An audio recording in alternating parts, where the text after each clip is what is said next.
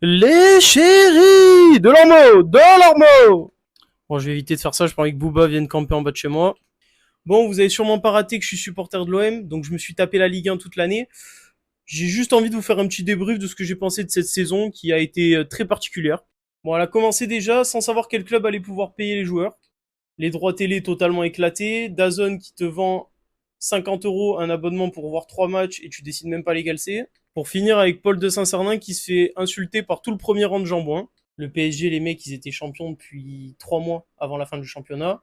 Derrière, t'avais Marseille, Lyon, Lille, Lens et tous les autres qui se battaient pour savoir qui était le plus nul. On dirait que tout le monde avait peur d'aller en Ligue des Champions. Ça gagnait un match sur deux. Après, t'as des clubs comme Rennes qui ont décidé de se faire une année sabbatique.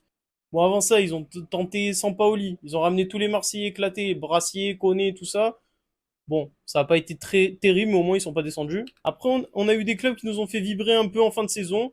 Voilà, le Havre qui se sauve à la dernière minute, ça c'était vraiment pas mal. En plus de ça, ça envoie Reims en Ligue 2, parce que les mecs, ils ont quand même réussi à s'envoyer et à se saccager pour se mettre en barrage à une journée de la fin.